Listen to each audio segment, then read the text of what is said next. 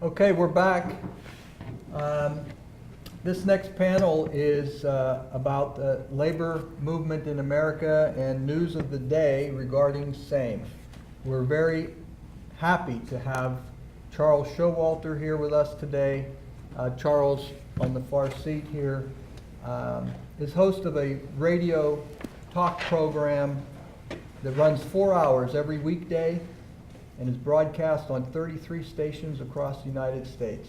And of course, if you're not in the range of one of those stations, you can listen to it online anytime you like at theunionedge.com, theunionedge.com radio program. So Charles is in the know, and with him is Nathan Ruggles, and the two of them are going to tell us what's going on in the labor movement today here in America, and we're going to let Charles and Nathan do their thing, and I'm going to get out of the way. If you have any questions during the course of this hour, you can text them to 412-523-4577, 412-523-4577. Gentlemen, it's all yours. Thank you. Thank you, Rick. Well, my name is Charles Showalter. I'm host of the Union Edge, Labor's Talk Radio. We are the only nationally syndicated labor radio program in the country. One of my co-hosts, Nathan Ruggles, is here today. He's also the newest member of the team, and we are excited to have him. We're on 34 radio stations across the United States, and we are growing.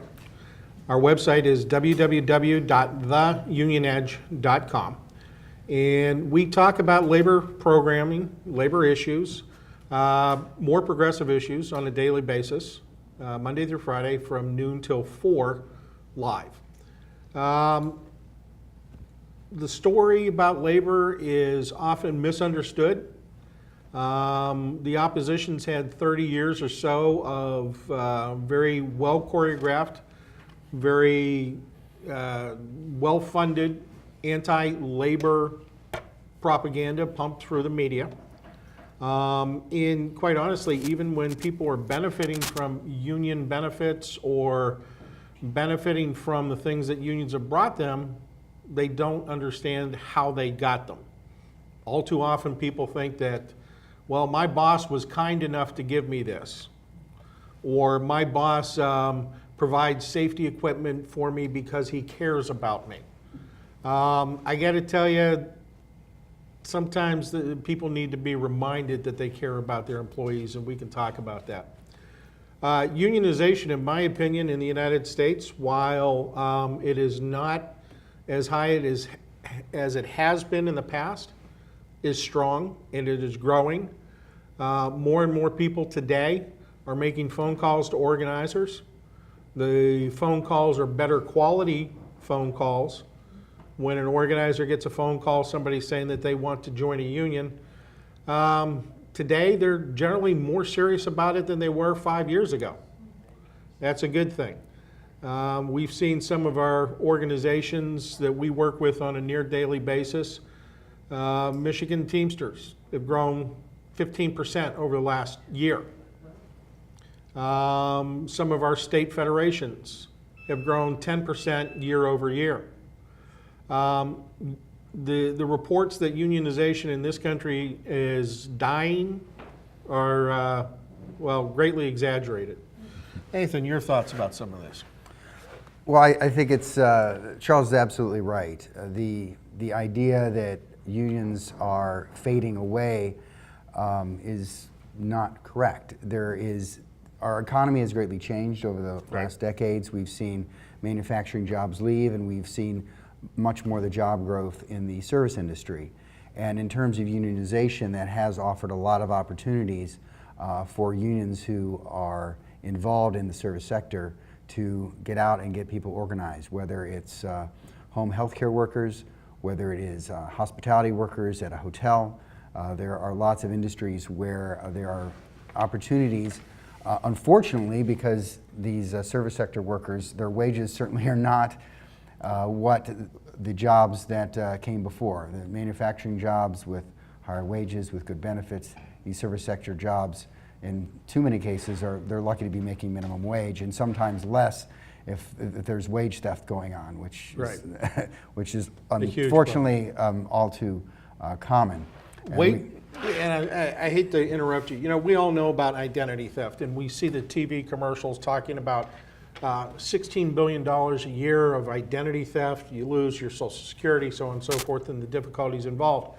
What a lot of people don't talk about, and what a lot of people don't realize is wage theft. I'm sorry, identity theft is about $16 billion a year. Wage theft in this country is about $19 billion a year, and we know exactly who is doing it. Unfortunately, the law is non-punitive. So if an employer forgets to pay their employee $500, that's not considered theft. It's not a chargeable criminal fine, criminal act.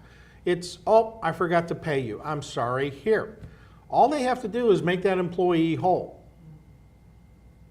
Trust me, there are a lot of employers out there that would rather keep the money in their bank account and collect interest on it and not pay their employees. It happens all the time. $19 billion a year. And too often, this is one of the examples where a union certainly is something, particularly in the service sector and these low-wage jobs, where individuals don't have a lot of power, right? They know that they feel replaceable, or they can be more easily replaceable because they're more unskilled labor. And as a result, they don't feel they have the power to even approach necessarily an employer who they may find out their wages are being stolen. And there's lots of ways you can go about it. It could be people asked to do work off the clock. It could Right. be in the restaurant sector. It could be, for instance, a tipped employee who's making something like $2.85 an hour, and they depend on tips to bring their wages up above the standard minimum wage. They're asked to do quote-unquote side work, or work outside of their tipped work, so for extended periods of time, which then does not allow them to gain those tips, and above a certain amount is illegal. And let's describe some of those. For instance, if you're a tipped employee working in a restaurant and the manager comes over to you and says, well, I want you to roll silverware, or I want you to prep dishes for washing, or I want you to chop vegetables for the salad, so on and so forth. That's salary, that's paid work, that's hourly work.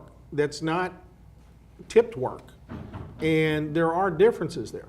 And that's the kind of thing that employers will play on to save themselves money, to increase their profits at the expense of the people working for them. And then when people complain, well, they say, oh, well, you know what? I don't have any hours for you. Go on home, I'll call you, so on and so forth. This kind of thing it's not appropriate. When you have everybody in the restaurant saying, you know what, I'm not supposed to do this, that's hourly work, please have the hourly people do that, I'm a tipped employee, I'm going to do what I need to do to make sure that I make my money. If everybody's saying that, puts the boss in a position where it's much more difficult for them to do those things to people. By the way, that's called concerted efforts or concerted activities in a workplace, which is protected by federal labor relations. It's the first step to unionization. People coming together and working on the issues together, addressing them with their boss. And to give one example too with regard to this wage theft issue, I'm recently come to Pennsylvania as a couple years ago from the city of Cincinnati, where the worker center there fought to a large wage theft campaign, and through legal means were able to get the lost wages for a number of employees in that city. It ended up being over $700,000. Now this was just over a year or so that they were able to get these wages, or a few years rather, and these were only ones where they were able to, people came forward and they were aware the theft took place, that they felt like they could take it to court, and then they won.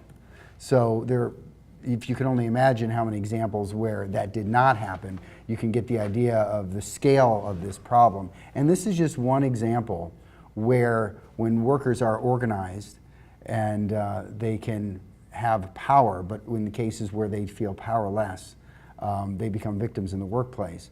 And where in instances where you can have a union, you can have power and help to curb these sort of abuses.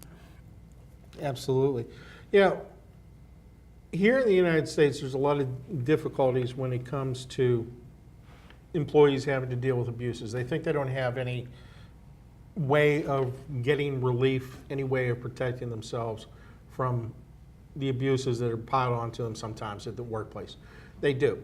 The first step oftentimes is if you have two or more people going to the boss and saying, hey, you know what, you shorted our paychecks, we need it in our next paycheck, or we need it now, please make us whole. Do what you said you were going to do. That's concerted activity. It's protected. You have backing from the federal government and the Labor Relations Board. The next step is actually working to organize your work site. It doesn't matter what you do for a living, you can organize. Organizing is oftentimes reaching out to a union that has jurisdiction, quote unquote, jurisdiction over your industry. If you're working in a grocery store, organizations like the UFCW, United Food and Commercial Workers, is often considered by all unions in the United States to be the union of jurisdiction. You talk to an organizer, they explain what the organizing process is. Next step is oftentimes they will help the employees at that location, help, not do for, but help the employees at that location set up an organizing committee. The organizing committee will identify who's on the committee. They will talk to other members of the workforce in the location. They will ask, hey, you know what, are you having these problems? This is a way we can fix it. Will you join with us in doing these things? And as it moves forward, it actually sometimes goes to a vote for a union, or it can be done by card check. Everybody has, or a majority of people at the work site have signed cards saying that, yes, we want to be represented by the United Food and Commercial Workers. One of the things that we need to understand is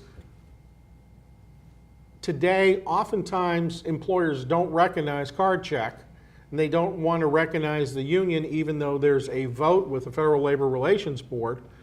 But in the old days, even if the employer did not recognize the union of employees moved forward.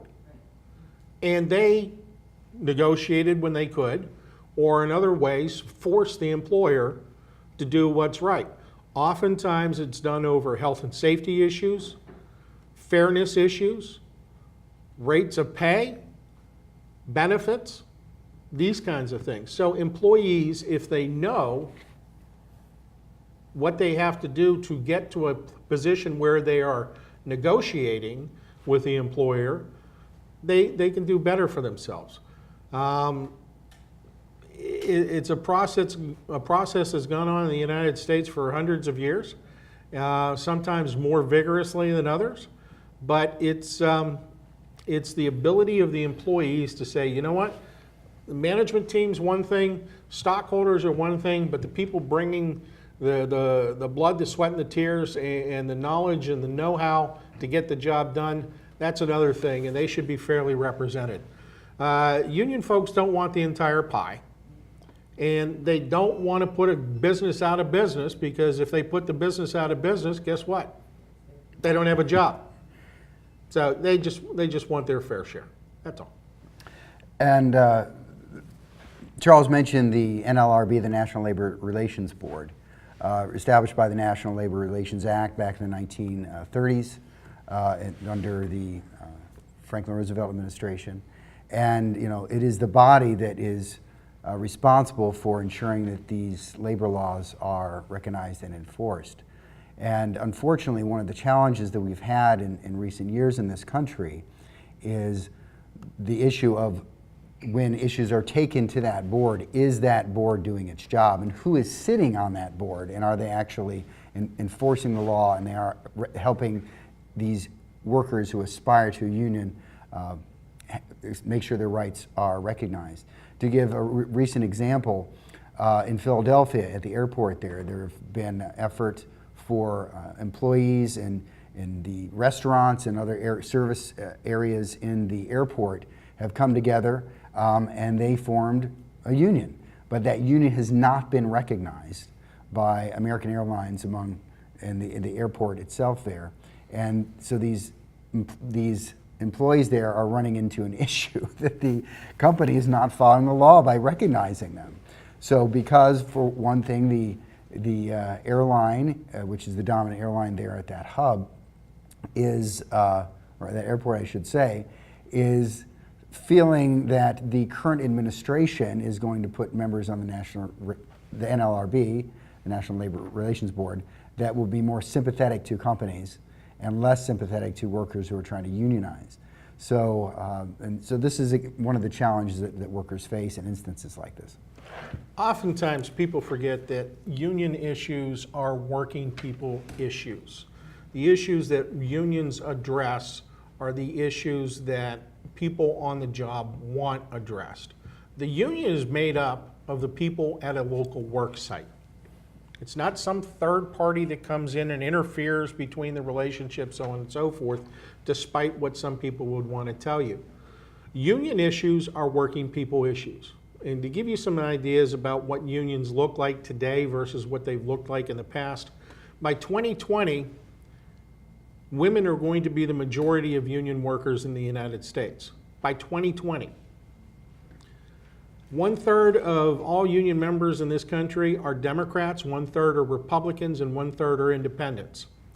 So the idea that all union people vote for one party and not the other, or all unions donate money to one party or the other, or all unions endorse one party versus the other, is false. It's just simply not true. Unions make up a very good composite of what the national face of this country looks like. They work to equalize pay. They work on health and safety issues. They work on issues of protecting the community, the environment, and the people on the job. Those are all things that people can get behind. Oftentimes, labor picks up issues and runs with them, like the Affordable Care Act. Most union people in this country have health care. Not all, but most. But not everybody in a workplace has health care. That's one of the reasons why labor unions, even though it would not benefit the majority of their members, were still fighting to get health care protections for people. That unions do things to protect people in the community that many people don't even realize. I mean, if you go to a movie theater, the reason why all of the doors in a movie theater open outward is because of health and safety regulations that unions fought to get in place with the federal government. Those are the kinds of things that unions do for the community that people don't realize. And if you take a little bit of time and effort to try and find out what unions are doing, you might enjoy what they're doing for you, even if you're not a member. And along those same lines, kind of looking at that historical perspective in terms of what unions have accomplished in this country and what they have given all working people, and not just those who are members of unions. Examples include the weekend, so a standard work week. The weekend is a gift of union organizing historically in this country. It would not exist, the 40-hour work week in this country, without unions. Fair wages, the minimum wage, that has come through efforts of unions. Child labor laws, and making sure that those are respected. Again, unions fought hard for those, and that was an achievement. Charles had mentioned healthcare. The growth of the private sector healthcare coverage, often employer-based, grew in the 1950s, 1960s in this country as a result of union organizing and unions fighting to have healthcare benefits be part of the package of benefits in the workplace. It had been proposed, talked about going back to FDR, under FDR, and Harry Truman had proposed universal health care in this country. It did not happen. Social Security did. They decided to set aside a guaranteed or universal health care coverage. Unions went on then and fight to achieve some gains, at least in the workplace, for employed individuals in unionized workplaces. So those are just some of the examples. A more recent example in the 90s, the Family Medical Leave Act. Another example of something that unions have fought for and achieved, not just for, again, not just for folks who are in unionized workplaces, but for everyone, all working people through the entire country. And this continues to this day. And I think, in fact, in more recent years, you've seen more and more how unions have stepped into issues that did not even necessarily affect themselves in their own workplaces. A minimum wage is an excellent example, where in unionized workplaces, people are making generally sometimes much higher than the standard minimum wage. So when they're fighting, say, statewide ballot initiatives, I worked on one in myself in the state of Ohio about a decade ago. Unions were on the forefront of that fight to help achieve that minimum wage, even though eventually the over 600,000 people who were directly affected by the raise in the state minimum wage in the state of Ohio back in '06 were not in unionized workplaces. So, but it is through the power of unions, of working people come together, not just in one local workplace, but then across the country, that they can exercise that larger power across statewide and nationally to achieve some of these gains for all working families. And the power of that needs to be recognized. Absolutely. Labor has provided in this country the infrastructure and the backbone for many of the social reforms that have happened in the United States. Equal rights, labor law, the ACA, the push for single payer,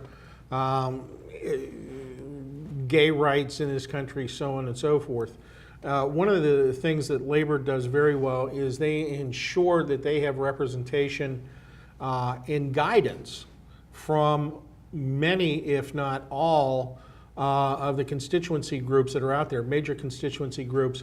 For instance, the AFL-CIO has a Asian American organization within the group, an African American organization within the group, a veterans representation organization, a women's representation organization, and all of these coalitions that are made up of union members that are within the AFL-CIO and its affiliate unions regularly advise the National Elected Committee of the AFL-CIO on what the important issues are and how to appropriately prosecute those end goals.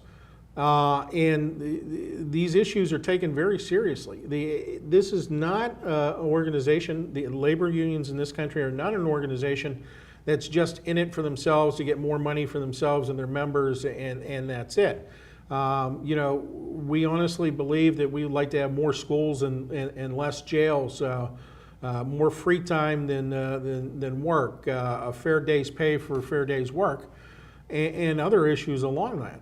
And quite honestly, when labor unions do well in a community, look at you know, the big three automakers. Contrary to what somebody might want to tell you, they're doing pretty well now. There was some reorganization that needed to be done, and it was done. And there were a few haircuts that were handed out, and the unions took their haircut just like everybody else. But they're doing pretty well now. And quite honestly, if you look at the comparison between what unionized members of the UAW make up in Detroit or in Michigan, in comparison to what the Southern Tier transplant auto plants are making, the Southern Tier auto plants have to pay benefits and wages that are pretty close to what the union people up north make, because if they don't, the people in Mississippi and Kentucky and other places, well, they'll go to work up north and they've got the experience. That's how that works. When you have good, solid union leadership and good, solid union jobs in a community, not only does it help the community in a myriad of ways, but it helps the entire country. Good, solid union jobs in manufacturing tend to provide anywhere from 5 to 10 collateral jobs in the community. And we're talking about the diner down the road, the movie theater, the car dealership, so on and so forth. When you have good, solid union jobs, the local community, the township, the borough, the state collect more in wage taxes. And that means that they can hire more cops, more firemen, more paramedics, more teachers, and fix the potholes faster. So when we talk about unionization, when you tell me that the union people are making too much money Well, do you want them to pay the same level of taxes or not? I mean, you know, it goes hand in hand. I can't even begin to tell you that the struggle that we saw in Seattle and at SeaTac, when the community decided that they were raising the minimum wage in that area to $15 an hour, there were restaurant owners and small business owners that were absolutely terrified. And I get it, and I understand it. And when it was explained to them that, you know what, not only your people are going to be paid more, but everybody else in the community is going to be paid more. So those people in the local community are going to have more disposable income. And they're going to have the opportunity to do things that they can't do now. And one of those things is come shop, come eat dinner in your restaurant. And that's what happened. The very same people in SeaTac that were worried about losing their businesses because it was going to cost them more to pay their employees are now looking for larger places and more places to put their restaurants and other businesses because the community is doing well. In 1914, Henry Ford decided that he was going to pay his assembly line workers $5 a day. That rate was unheard of. Other captains of industry berated Henry Ford for doing it. $5 a day in today's money is about $16 to $18 an hour. And what happened is Henry Ford knew that if he paid his employees well, that they would spend the money in the community, and they would spend money with the butcher, the baker, and the candlestick maker, who would in turn buy one of his cars. That's how it works. I'm not going to apologize for going to my boss and saying, you know what, I need more money. You know what, I bring you this much money in every month or this much money in every week. I'm doing a good job for you. I'm profitable. You shouldn't be ashamed. You know, if you take a look at the stock valuations, oftentimes you can find out how much per employee is brought in profit for a company. And there was one titanium manufacturer or organization here in the Pittsburgh area. Their employees were bringing in $450,000 a year per employee. And they said it was too much money to pay them $75,000 a year to work 70 hours a week. 70 hours a week, $75,000 a year. That's too much money. But each one of those employees was bringing in $450,000 a year. It's incredible. So, excellent example of how employees need to be compensated their worth that they are providing to the company. Going back to what Charles mentioned as well, as far as the auto industry, I think it's a good idea to take a look at that. His point is extremely well made that even though in the audio industry in this country, a percentage is unionized at plants and a percentage is not. But those unionized plants help create a wage floor. They help keep the wages high across the industry, and that's not the only industry that can be an example. And so that is another example of the way in which unionized workplaces and unions in this country help all workers across the board. Those non-unionized plants, whether it's Honda, whether it's Toyota, what have you, they know they can't lower their wages below a certain amount because those employees will look across the state border or look across the country at a unionized plant and say, well, why are we not making as much as they are for the same work, even though they are not unionized? And they know at a certain point their places could be unionized very easily if the employees become unhappy enough. And in terms of also looking at that auto industry and its stumbles in this country, none of that, contrary to what information that may be put out there by some, it is certainly not the fault of unionized labor. The stumbles this country took going back to the 80s in terms of not investing enough in automobiles that were fuel efficient, and then going on a trend of putting all their eggs in the SUV basket in the 90s due to certain tax breaks that helped put the focus on those types of vehicles. Those were certainly not the union's fault. that the management made those types of mistakes that led the industry in the wrong direction. Fortunately, they've regained their footing now, and due to the hard work of these unionized workers in these plants and in these highly productive workers in these plants, that the industry is now coming back. And also looking at the curve of the auto industry going back to the 1950s, it is no accident and it is no coincidence that in this country that the trend of unionization, when it grew, that income inequality narrowed, that average wages went up for workers across the board, and as unionization has been challenged and as manufacturing declined and as unionized manufacturing jobs disappeared in this country and unionization declined in the private sector, you've seen inequality grow. It's a clear curve, and it matches up going back from the 1930s up into today, where inequality has risen, lowered in the 1950s and 60s, and now has risen once again. It matches that unionization. So, Nathan, I have a question for you. Certainly. How come it is that Ford, well, Audi, BMW, Mercedes, Volkswagen, Toyota, Hyundai, and all the rest of the foreign automakers, when they come to the United States, they're not unionized, but they're unionized everywhere else in the world? Why is that? Well, I think it's a commentary on the challenges that are in place, both in terms of the law in this country and both in terms of the enforcement of the existing law in this country that would allow more places to be unionized. I'm of the opinion that the vast majority of these problems are political. And the political problems are, in my opinion, as follows. Many of our Republican friends are concerned that the unions are out there knocking on doors and providing donations and providing support, so on and so forth, for only one party. Okay, I can see that. I can understand their concern. But I have to say this. First off, when you're elected from one party or the other in this country. But when you're elected, you are responsible to all of your constituents, not just some, not just those who voted for you, not just those who made a campaign contribution. You're responsible to everybody. I think many of our politicians don't understand that or have forgotten that.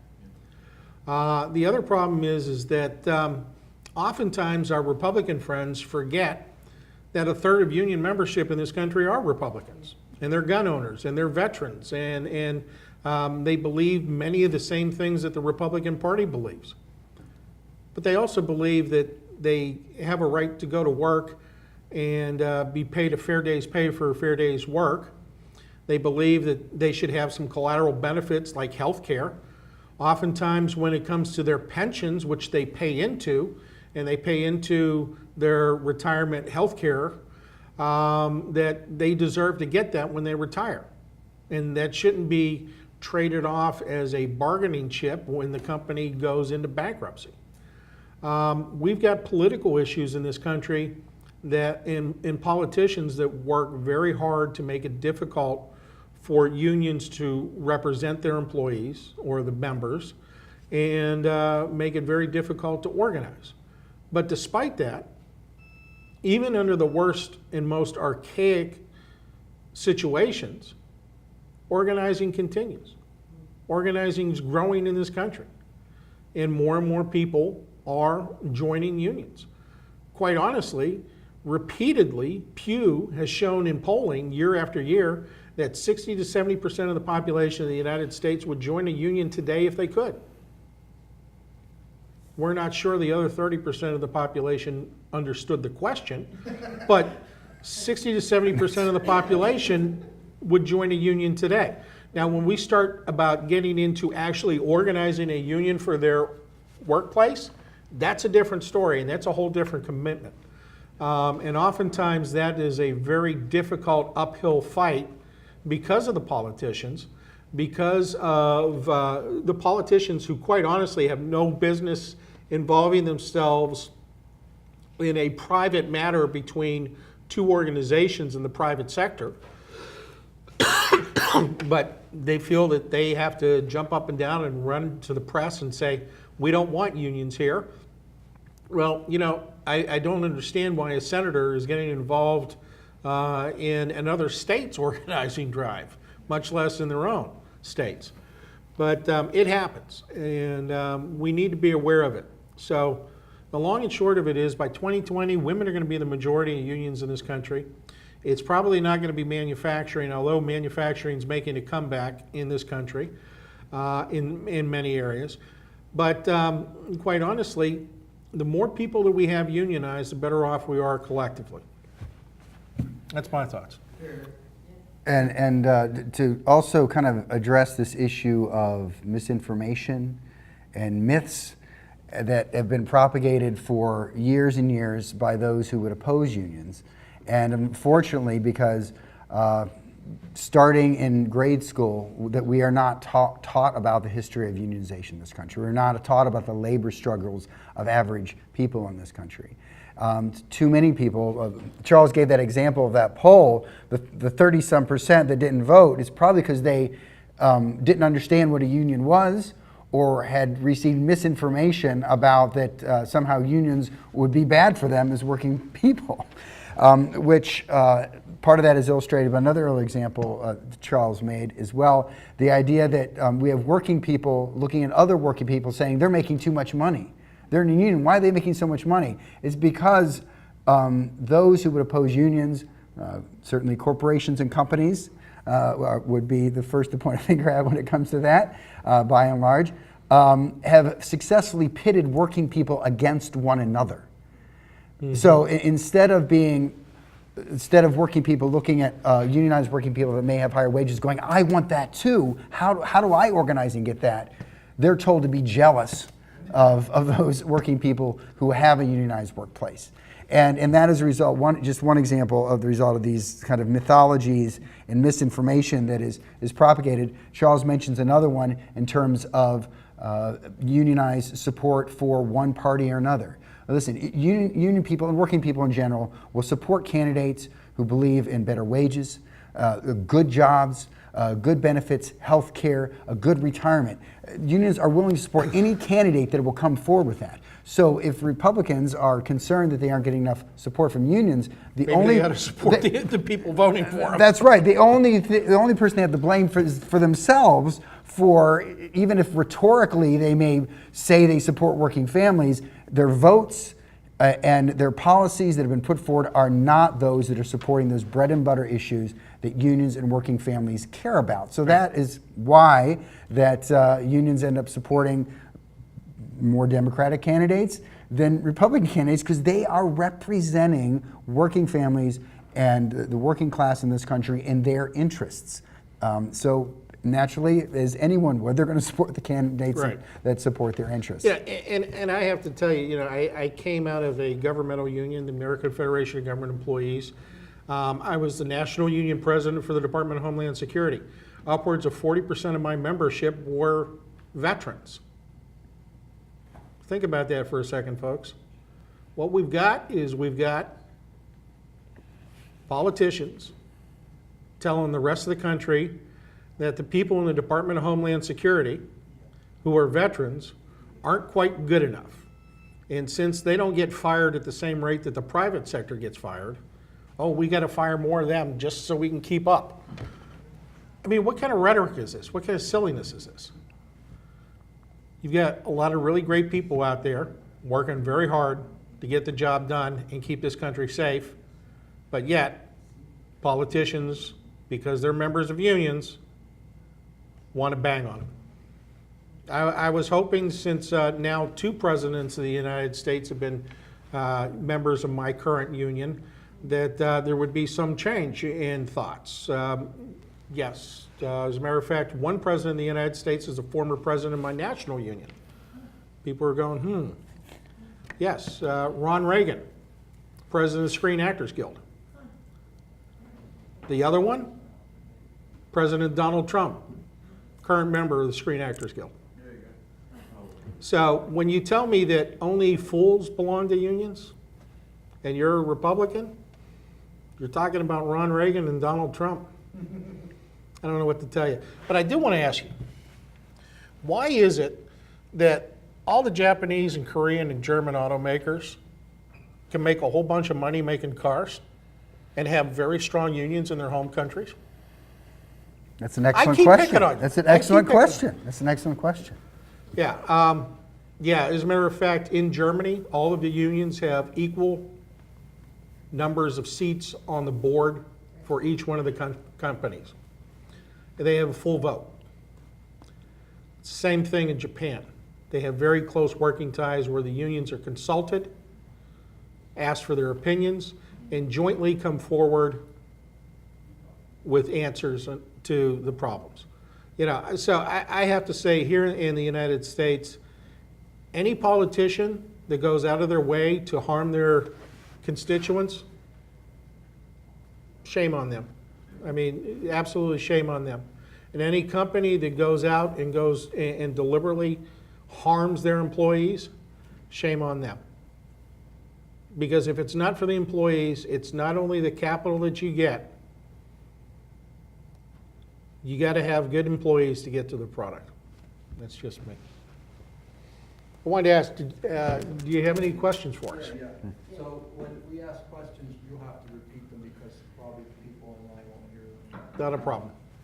You mentioned about the auto workers,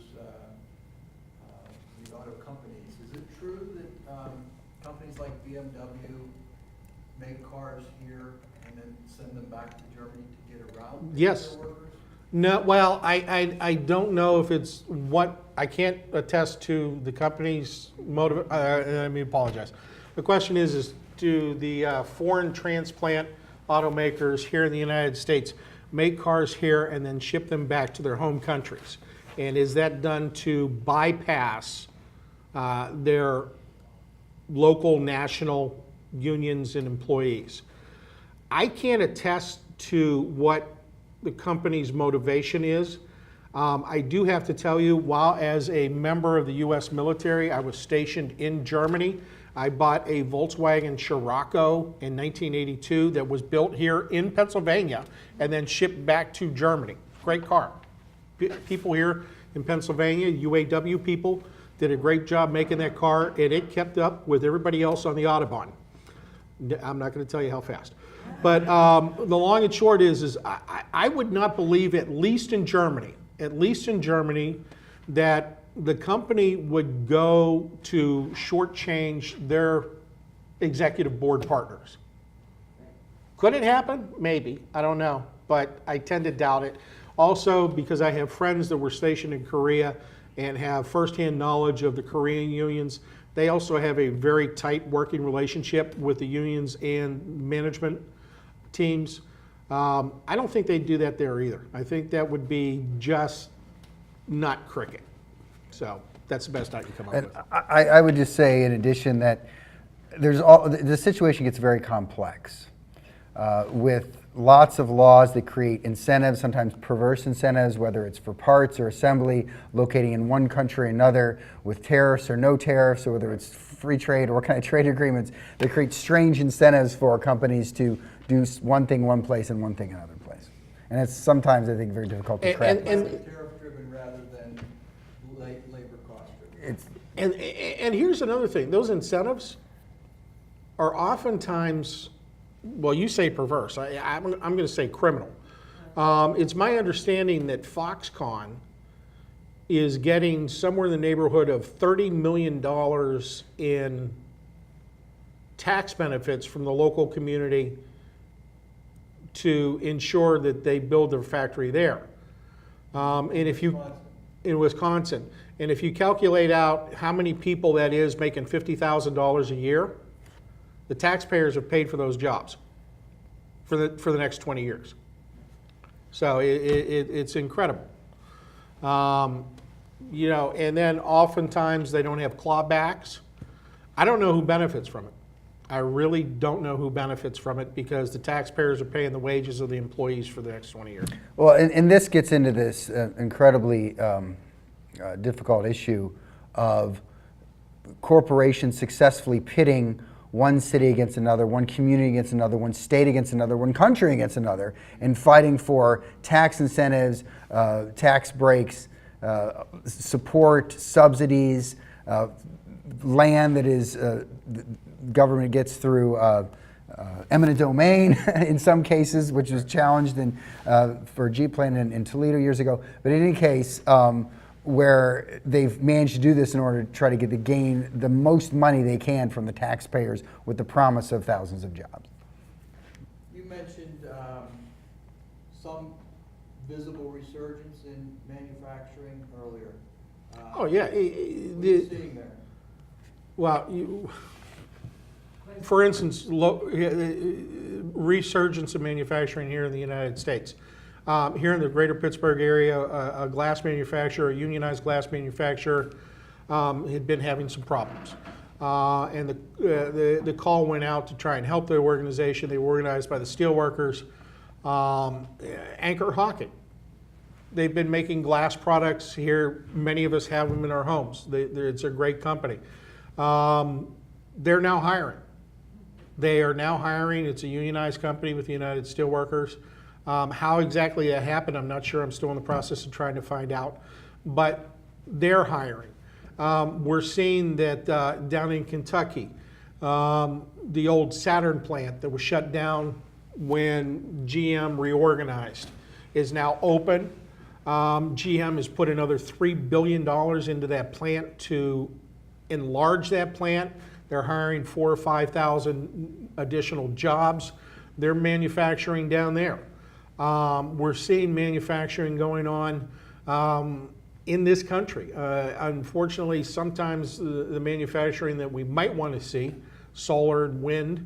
We had a company here in Pennsylvania making wind turbines. It's not rocket science, but it's highly skilled engineering and machining and craft work that needs to be done properly. And the better you do it, the longer it lasts and the more money that the purchaser is making.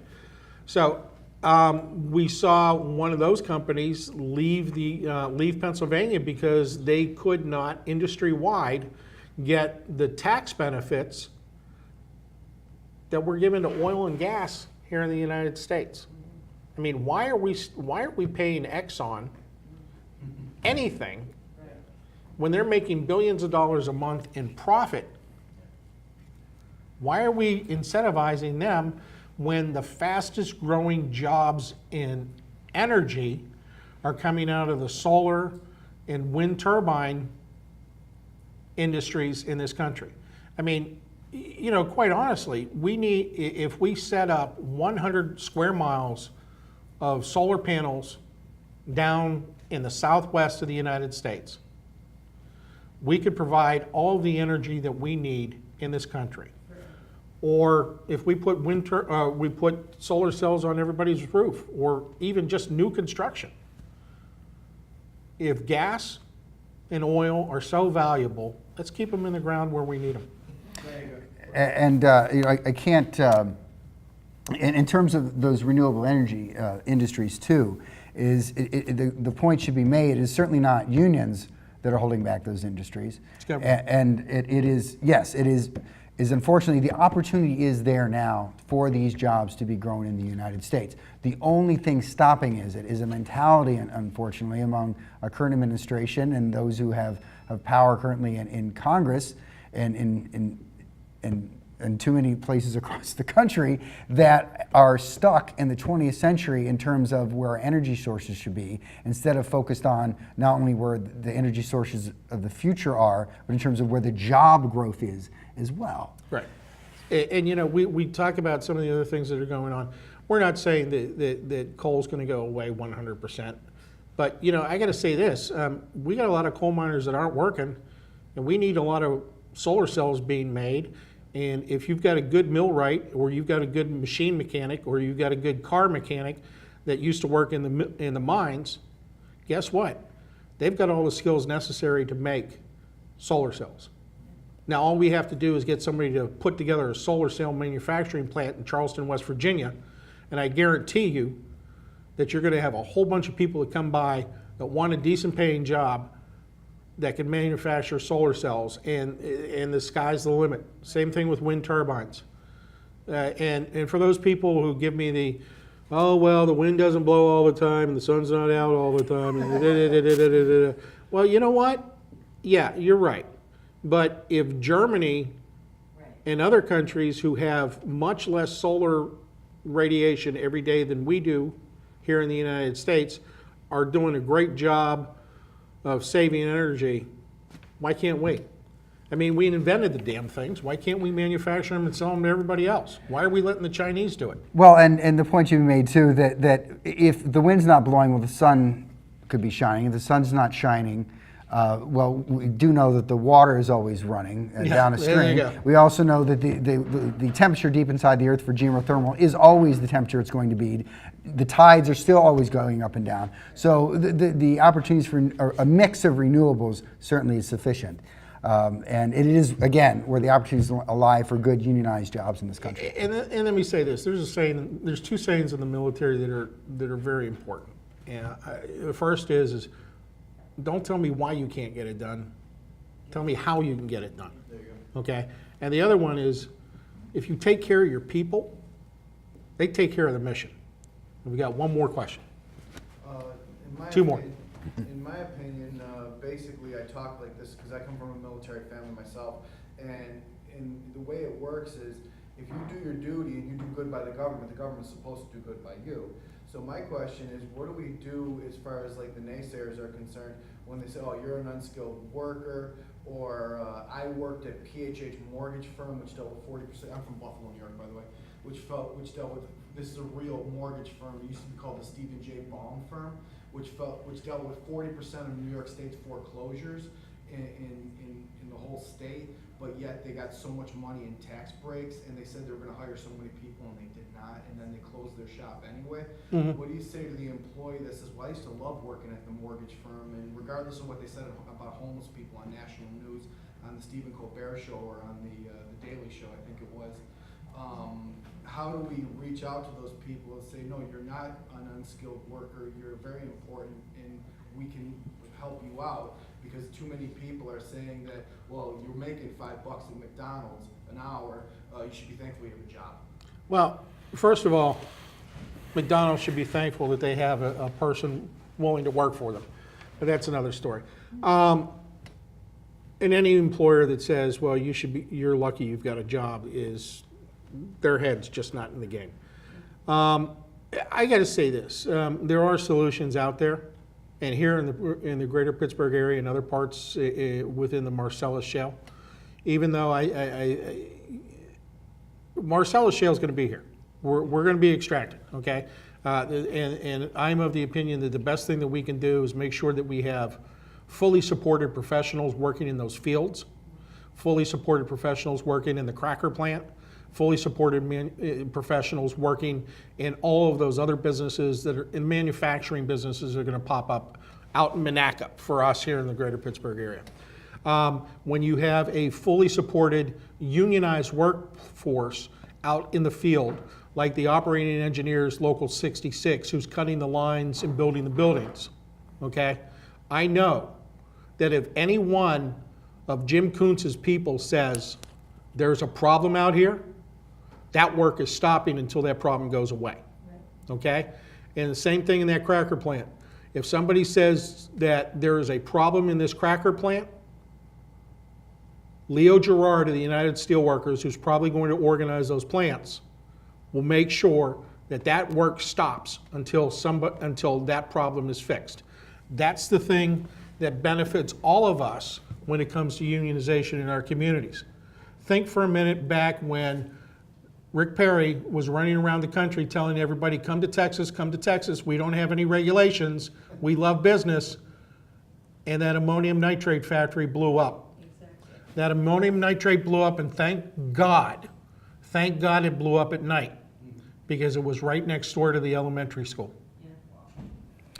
In terms of the low income, just to address that really quickly, the idea that we should say you should be happy you have any job at all, that's not what we should be saying. We're saying how come we should have good jobs that pay good wages. That's what we said. How come that's not the job you have?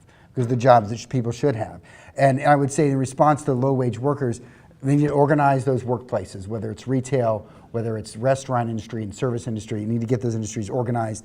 And I'll mention too, an organization I used to work for, Working America, the community arm of the AFL-CIO, is out there on a daily basis knocking on doors, talking to non-union or yet to be union, Right. as Charles would always say, people about the issues that they care about and getting them organized Right. to fight for these issues that are important to all working families. You know what?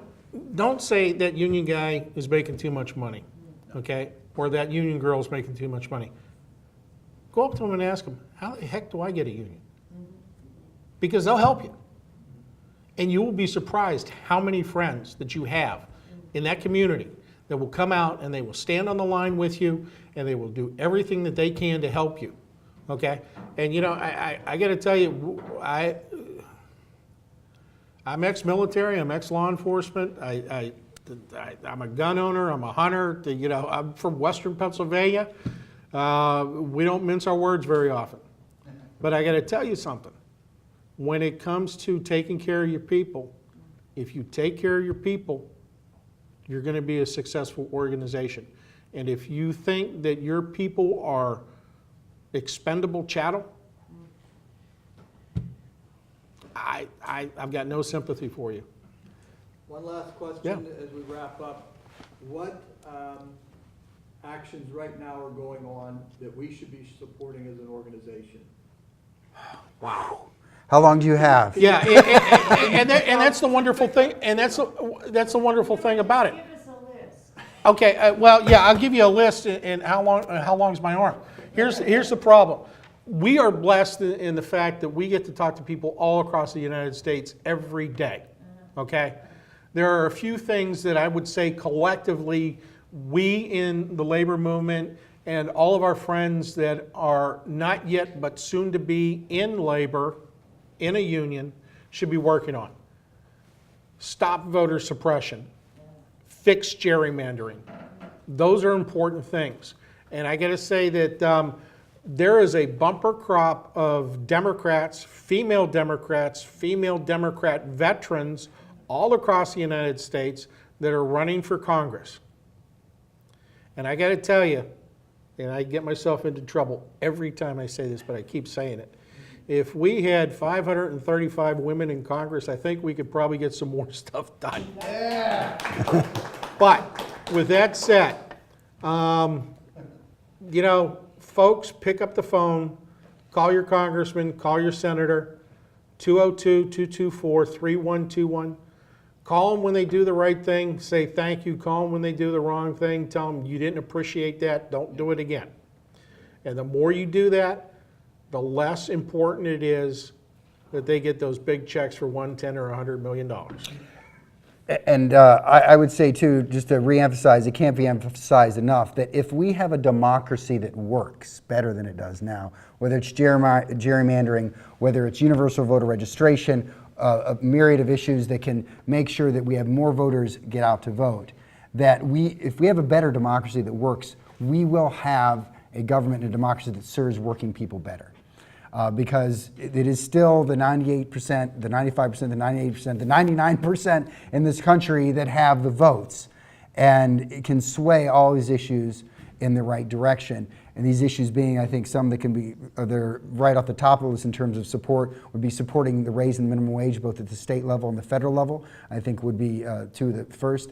I think working to make sure to take the next step in healthcare in this country and looking towards a single payer, guaranteed healthcare for all, certainly would help all working families, just to give two examples. Right, absolutely. We saved the Affordable Care Act. It's a mess. I freely admit that. It's a mess. It's not perfect. But we can fix it together. In addition to that, I'm going to say this as a veteran. I'm going to ask everybody that's listening to this in the United States. Right now, the Veterans Administration is short 40,000 manpower positions. 30,000 of those manpower positions are medical, doctors, nurses, med tech, so on and so forth. They have not been allowed to fill those positions by Congress. And you wonder why there's waiting lines. It's willful, it's deliberate, it's been done by people in Congress for a reason. They want to privatize the VA hospital system. 85% of the veterans that have been polled in this country do not want vouchers. They don't want to go someplace else. They want to go to the VA hospital system because those doctors and nurses and med techs, they've been there, they've done that, and they know what's going on. Please support your veterans. And if I may too, if people are interested in following these issues, you know, we talk to labor folks, working families, working people. We talk to journalists. We talk to reporters from around the country each and every day at the Union Edge. So if you want to keep up on these issues, we keep up with the latest news there. Please follow us. We're on Twitter, we're on Facebook, we're at theunionedge.com, and we'll be doing our best every day to keep you informed about the very issues that you were asking about that people should be concerned about and working on. Thank you. Sparkle fingers up. Thank you. Sparkle fingers. Join your union. If you don't have one, form one at your workplace. There you go. Thank you, Charles. Thank you, Nathan. I appreciate Thank you you. very much being here. We're going to take a break, and we'll be back in 10 minutes with Lane Kenworthy. Oh, we thought we had 4 more hours.